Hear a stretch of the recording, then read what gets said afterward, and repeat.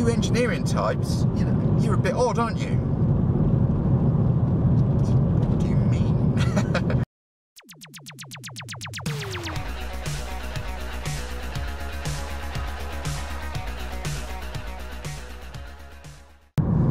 Today I'm on my way to work with a UK startup. I've called it a UK startup because actually they've been trading for years. They're based in England, but they work exclusively with international companies. So they do web development and consultancy type work with international companies, international brands. No business on their doorstep, and that is why he emailed me. Said, you know, can you help me? I've got some ideas, I want to run them past somebody, and can you come and challenge me on what I'm planning to do? And that's what I am going to do. Actually an exporter by classification. You wouldn't think so, would you? But you know, there's no tangible product. But if you work with international companies and you provide consultancy type work, you are classified as an exporter and qualified for export assistance. Or whatever. I'm going to go talk about marketing, and I'll update you later.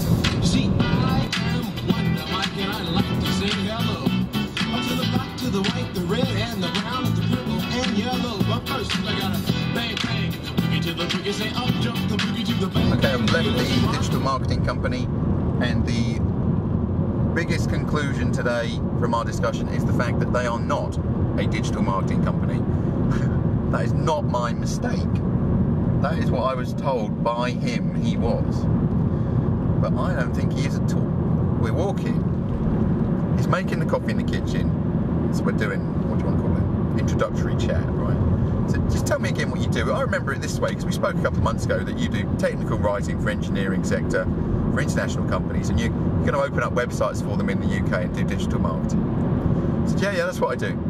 I said, and you know, if they've got problems in the UK, like with customers, I'll go and meet them and I'll sort them out and I'll troubleshoot the situation. I'm a chartered engineer, so I know how to do that. And from that comes sales leads, and I'll kind of open up the UK market for them, for people who don't have a base here. I'm thinking, he's not a digital marketer at all. You know, digital marketing is just one facet of how he achieves that, and not a very big one. Okay, it's all right. And what is it you like doing? If you could have your ideal life right now, what would it be? So, well, I've got this collaboration with this digital marketing graphic designer, and you know, that's going okay. You know, I'm finding myself doing a lot of digital marketing, which I'm not really enjoying. I mean, I'm an engineer, I like talking to engineers, you know, that's, I think, well, hang on a minute. So we went and sat down. I said, you're not a digital marketing company at all. In fact, you might be doing digital marketing, and that may technically mean you're a digital marketing company, but it's not what you want to be. I said, how it sounded to me in the kitchen is, you're an engineer, you love engineering, you want to be around engineering, and you are good at sales and support. Well, I suppose that's true. Well, let's come up with a marketing plan. Forget the digital marketing for a bit. Let's come up with a marketing plan based on reaching more of those customers in Germany. You keep going on about Germany, which means you've got contacts there already, and you've got testimonials of work from German companies who will say you did it well. That's how he gets his work, on referral. Let's give the referral a kick. Let's go and tell loads of people you exist. Let's go and tell the people who know you exist that they need to tell their friends you exist. And let's really focus in on engineering Germany. That's the niche. You have something unique to offer them. And we start a marketing chat, which I've been through many times in the videos, which I'm not going to bother. But we talk about what they want, who they are, where they are, how to communicate with them, how often, all that stuff. He says a line in the middle of the conversation. He goes, yeah, because, you know, I can say to them, an engineer wouldn't buy that. I said, well, right, hang on a minute, let's just consider what you just said. I said, that was how you just differentiated yourself from me. I'm a consultancy company, we do marketing. I could easily speak to German companies in engineering and tell them that I could open up a market in the UK, and I probably could. Right? However, you just used a killer line which knocks down my pitch immediately. You said an engineer wouldn't buy that. That's the intelligence you have, because you're an engineer. You're a chartered engineer. I'm not. I work with engineers, but I am not an engineer. I don't have that background. I don't have that empathy, even if it's not real, right? Engineering, just another business. Sorry.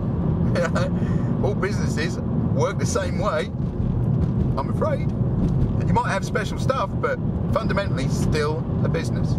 Okay. But you engineering types, you know, you're a bit odd, aren't you?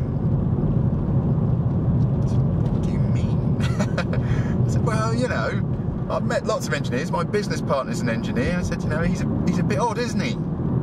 I knew you'd like that one, Jonathan. But, you know, you're a bit odd, Jonathan. The point being, why is he? Because if you get him on topic, if you get any engineer on topic, if you bring up something which is to do with, I don't know, nuts and bolts and machining stuff, anything machinery, I get right excited. And I mean it as a compliment, engineering community, all right?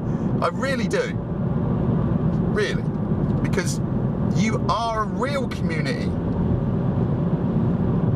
You have, what's the word? A common belief system, which means engineers buy from engineers. They trust engineers. It's a real thing. It's not tangible, but you know, it's a real thing. And if you get them all together, I said to him today when I left, I said, if my business partner had come to this meeting, you'd have done no work. You'd still be a digital marketing company, because all you'd have done is got really excited, overexcited about metal. Right? Fine. That is what would have happened. So, why is this a benefit to his business? Because he has a real niche, not a made-up one. I can go out there and say, yeah, we work with engineering companies, we do marketing, it's really good. He can go out there and go, I'm a chartered engineer, I've done all this. In fact, let's have an engineering chat and get excited. And that will work. Empathy. So we continued along that route, really. Let's find out where they are. Let's use LinkedIn, social media. I mean, there's a German LinkedIn, right? They have their own. They have Zing, right? We'll have to get on there, and there's lots of work to be done. Which brought us on to the final box in the equation, right? I'm mapping this out for him, so he's got a control document, call it that. I'll explain what it is. Trouble with being a one-man business or one-woman business, and I have been, is you've only got so much time in the day, and it's an absolute onslaught of stuff to deal with, not all good. Certainly not all interesting, which means my time is sapped and I am exhausted by noise that takes away development time and my focus. And that is how you end up being a digital marketing company when you do not want to sit in front of a computer all day, never ever thinking about engineering, because you followed the money, you followed the opportunities. You didn't mean to. You use digital marketing skills in an engineering sector, which means people knew you'd done that kind of work. You then set up a website saying, I do a digital marketing, and funnily enough, you get digital marketing work, and suddenly all your time, because you don't have much, is digital marketing, and you are on that route. Well, I don't want to do that. The point of mapping out what happy place is so you can say no. So that when someone comes in and says, I've got this digital marketing job, I think it would be good for you and it's profitable and so on, and they aren't in the engineering sector, you say, no, I don't want your money, because if I take your job, it takes my time, and my time is precious, and how I deploy my hours as a single person business dictates where I arrive. So I would not like your job. I'm going to say no. There are times to say yes, right? If you're running out of money or you've got cash flow issues, say yes to everyone. You know, there is a time to say yes, but it's the exception, not the rule. When I have a written control document which says, this is what I'm trying to create. I'm trying to create a life in business in the engineering sector, nowhere else. That's what I want to do. This is the type of work I do. I want to do open up markets and sales in the UK for these people without a base. And I'm going to go and do service and talk to engineers in the factories, which I love doing. Once you map out what that is as a happy place, why would you ever do anything that doesn't take you towards that place? That is the sunshine on the horizon, right? Anything else is what I will call strategic drift. I've got a strategy. I'm not on that strategy, but I don't know.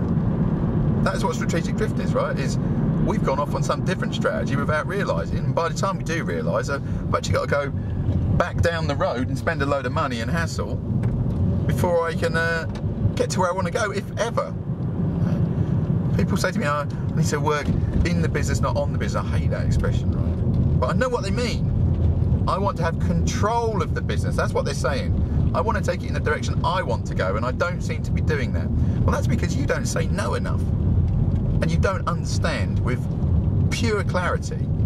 If this is happening to you, you don't have, with pure clarity, an idea of your destination, what happy in business and life is. That's what I'm sending him tonight. One piece of paper.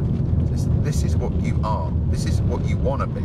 This is how you will enjoy your life in business. When you enjoy your life in business, you make more money anyway. I mean, I don't have a book on that, and there's no equation, but trust me, it's true.